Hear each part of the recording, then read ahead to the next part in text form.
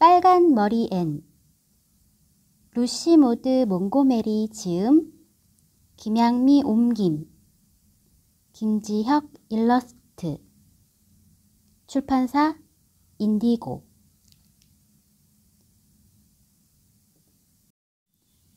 부엌 창문은 동쪽과 서쪽으로 나 있었다. 서쪽 창으로는 뒤뜰이 내다보였고 부드러운 6월 햇살이 쏟아져 들어왔다. 그러나 동쪽 창은 담쟁이 덩굴로 파랗게 뒤덮여 왼쪽 과수원에 활짝 핀 하얀 벚꽃과 시내 옆 골짜기 아래에서 자라는 늘씬한 자작나무만 어렴풋이 보일 뿐이었다. 마릴라 커스버트는 늘 동쪽 창가에 앉아 햇빛은 믿을 게 못 된다고 생각하곤 했다. 진지해야 할 세상에서 햇빛은 지나치게 어지럽고 변덕이 심하다는 게 마릴라의 생각이었다. 지금도 마릴라는 동쪽 창가에 앉아 뜨개질을 하고 있었고 등 뒤 식탁에는 저녁이 차려져 있었다. 린드 부인은 미처 문을 닫기도 전에 식탁을 보고 모든 걸 알아차렸다. 접시가 3개 놓인 것으로 보아 매슈가 차 마실 손님을 데려오길 기다리는 게 분명했다. 하지만 평소 쓰는 접시에다 사과잼과 케이크 한 종류만 놓인 걸 보면 그리 특별한 손님은 아니지 싶었다. 그렇다면 매슈의 하얀 깃과 밤색 말은 어찌된 걸까? 린드 부인은 조용하고 새로울 것 없던 초록지붕 집에서 일어난 뜻밖의 수수께끼로 머리가 터질 듯 복잡했다. 마릴라가 쾌활하게 말했다. 어서 와요, 레이철. 오늘 저녁은 정말 날씨가 좋네요. 그렇죠? 이리로 앉으세요. 댁에는 별일 없으시죠? 마릴라 커스버트와 린드 부인 사이에는 서로 비슷한 점이 없는데도 어쩌면 그래서인지도 모르겠지만 우정이라고밖에 달리 표현하지 못할 어떤 감정이 흐르고 있었다. 마릴라는 각진 얼굴에 키가 크고 마른 여자였다. 백발이 간간히 섞인 검은 머리는 항상 뒤로 단단히 말아올려 쇠 머리핀 2개로 질끈 고정시키고 있었다. 마릴라는 경험의 폭이 좁고 융통성이 없어 보였으며 실제로도 그랬다. 하지만 말에 관해서라면 어느 정도 다행이라는 생각이 들었다. 약간 다듬기만 한다면 유머 감각이 있다는 소리를 들을 수도 있을 터였다. 린드 부인이 말했다. 다들 잘 지내고 있어요. 그런데 이 댁은 그렇지 못한 것 같군요. 오늘 매슈가 나가는 걸 봤거든요. 의사를 부르러 가는 게 아닌가 싶었답니다. 마릴라는 그럼 그렇지 하는 표정으로 입을 실룩거렸다. 마릴라는 린드 부인이 찾아올 줄 이미 짐작하고 있었다. 매슈가 나들이 하는 희한한 모습을 보고도 이웃의 호기심이 끓어오르지 않을 리가 없다고 여겼던 것이다. 어머, 아니에요. 어젯밤 두통이 심하긴 했지만 전 아주 건강해요. 매슈 오라버니는 브라이트 리버역에 갔답니다. 노바스코시아에 있는 고아원에서 남자아이 하나를 데려오기로 했는데 오늘 저녁 기차로 온다고 해서요. 마릴라가 말했다. 매슈가 호주에서 온 캥거루를 데리러 브라이트 리버역에 갔다는 소리를 들었대도 린드 부인이 이렇게까지 놀라진 않았으리라. 린드 부인은 5초 동안 정말 입이 얼어붙은 듯했다. 마릴라가 자기를 놀릴 리가 없다고 생각하면서도 그렇게 믿지 않을 수가 없었다. 말문이 트이자 린드 부인이 물었다. 정말이에요, 마릴라? 네, 물론이에요. 마릴라는 노바스코샤이에 있는 고아원에서 사내 아이를 데려오는 게 마을에서 처음 있는 획기적인 사건이 아니라 에이번니의 어엿한 농가에서 봄이면 의뢰하는 일이라도 되는 듯 아무렇지 않게 대답했다. 린드 부인은 심한 충격을 받았다. 머릿속이 느낌표로 가득 찼다. 남자아이라고? 다른 사람도 아닌 마릴라와 매슈 커스버트가 양자를 들인다고? 그것도 고아원에서? 세상이 뒤집어져도 단단히 뒤집어졌군. 앞으로 이보다 더 놀랄 일은 없을 거야. 절대로. 도대체 어떻게 그런 생각을 한 거죠? 린드 부인이 못마땅한 소리로 물었다. 린드 부인에게 조언을 구하지도 않고 이런 결정을 내렸으니 비난이 따르는 건 당연했다. 글쎄요, 우리는 한동안 이 문제로 고민을 해왔답니다. 사실 겨우내 그랬지요. 크리스마스를 앞둔 어느 날 알렉산더 스펜서 부인이 집에 들러서는 봄에 호프타운 근처 고아원에서 어린 여자아이를 데려올 거라고 하더군요. 호프타운에 사는 사촌집에 간 적도 있고 해서 고아원 사정을 잘 알더라고요. 그때부터 매슈 오라버니와 전 그 문제로 가끔씩 얘기를 나눴지요.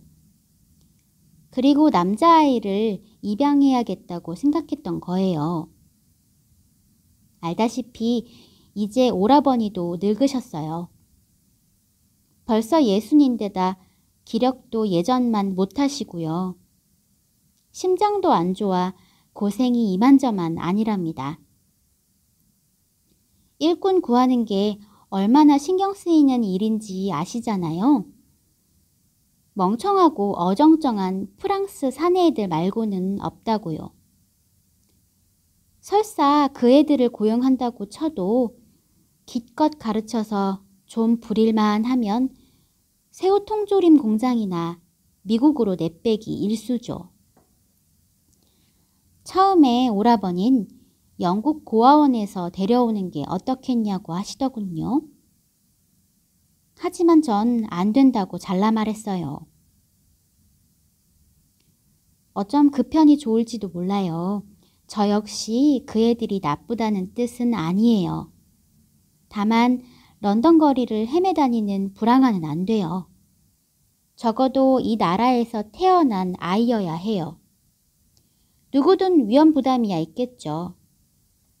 하지만 캐나다 아이라면 훨씬 마음도 놓이고 편하게 잠도 잘 잘 수 있을 거예요 하고 말이죠. 그래서 우린 결국 스펜서 부인이 여자아이를 데리러 갈 때 우리한테도 아이를 데려다 달라고 부탁하기로 결정했어요. 지난주에 스펜서 부인이 간다는 소식을 듣고는 카모디에 사는 리처스 스펜서 식구들 편으로 10살이나 11살가량의 영리하고 적당한 사내아이를 데려다 달라는 말을 전했어요. 그 정도 나이가 가장 좋을 듯 해서요. 허드렛 일 시키기에도 적당하고 아직 어려서 제대로 가르치기도 좋을 테니까요. 우린 그 애에게 좋은 가족이 되어주고 학교에도 보낼 작정이에요. 오늘 우체부가 알렉산더 스펜서 부인이 보낸 정보를 역에서 가져다 줬는데 오늘 저녁 5시 30분 기차로 온다고 쓰여 있더군요. 그래서 오라버니가 그 애를 데리러 브라이트 리버역으로 간 거랍니다. 스펜서 부인이 그 애를 역에 내려줄 거예요. 부인은 물론 화이트 샌즈역까지 계속 타고 가겠죠.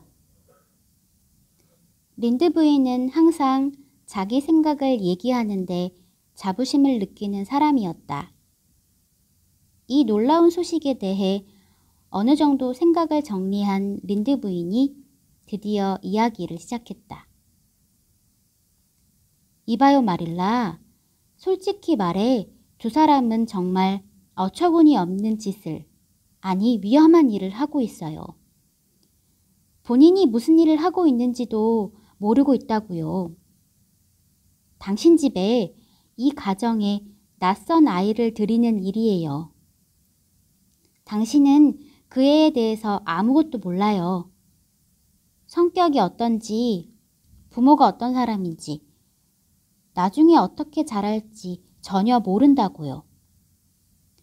바로 지난주 신문만 봐도 섬 서쪽에 사는 어떤 부부가 고아원에서 애를 데려왔는데 그 애가 밤에 집에 불을 질렀다지 뭐예요. 그것도 일부러 말이에요, 마릴라. 그 부부는 하마터면 침대에서 타 죽을 뻔했대요. 또 양자로 삼은 아이가 날달걀을 빨아먹는 습관이 있었는데 아무리 고쳐주려 해도 안 됐다는 이야기도 있어요. 나한테 한마디라도 물어봤다면 그런 생각은 아예 하지도 말라고 말렸을 텐데 그래주질 않았네요, 마릴라. 오히려 속을 긁어대는 린드 부인의 말에 마릴라는 화를 내거나 놀라지도 않고 뜨개질만 계속했다. 네이철 말에도 일리는 있어요. 나도 좀 불안했으니까요. 하지만 매슈 오라버니가 간절히 바라셔서 나도 받아들이기로 했답니다. 무엇에나 매달리는 일이 거의 없는 오라버니가 그러실 때는 내가 져주는 게 옳다는 느낌이 들거든요. 위험성으로 따져봐도 사람이 하는 일엔 항상 위험이 따르게 마련이잖아요.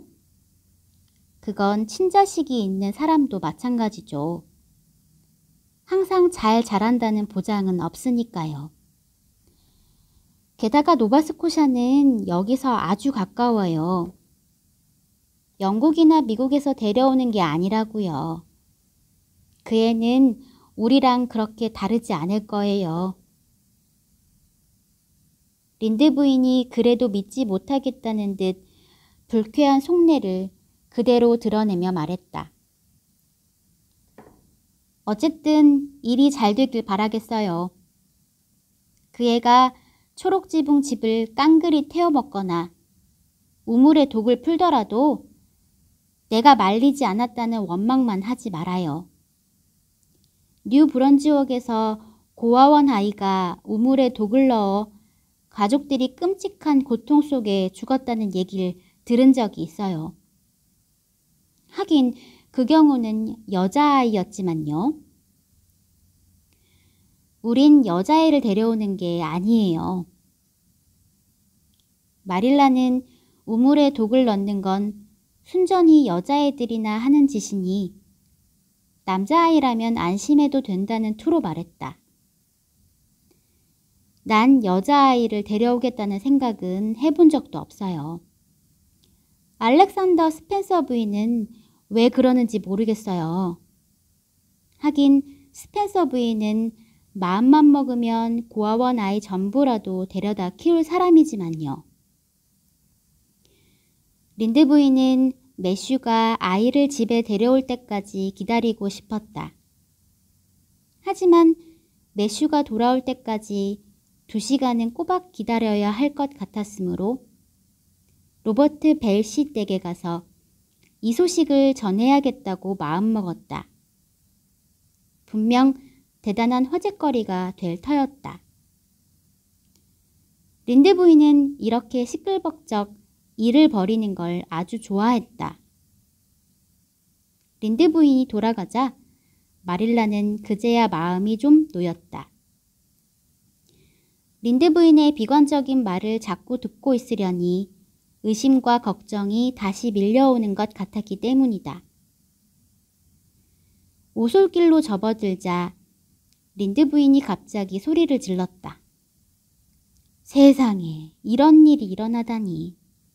꿈이라도 꾸고 있는 것 같아. 가여운 어린아이가 정말 안 됐어. 매슈와 마릴라는 아이들에 대해 알지도 못하면서 그 애가 자기 할아버지보다 더 현명하고 착실하길 바랄 거야. 그 애한테 할아버지가 있었는지도 모르겠지만 말이야. 어쨌든 초록지붕집의 아이라니 생각만 해도 불가사의한 일이야. 그 집을 지었을 땐 매슈와 마릴라도 다 자란 뒤라 여태껏 아이라고는 있어 본 적이 없었잖아. 하긴 두 사람을 보면 어린아이였던 적이 있었을까 싶은 생각도 들긴 하지만 난 무슨 일이 있어도 그 고아가 되고 싶진 않을 거야. 아무튼 그 아이가 정말 안 됐군. 그렇게 린드 부인은 가슴에 가득 찬 이야기를 들장미 덤불에 쏟아냈다. 하지만 바로 그 순간 브라이트 리버역에서 참을성 있게 기다리고 있는 아이를 보았더라면 린드 부인의 동정심은 한층 더 깊어졌을지도 몰랐다.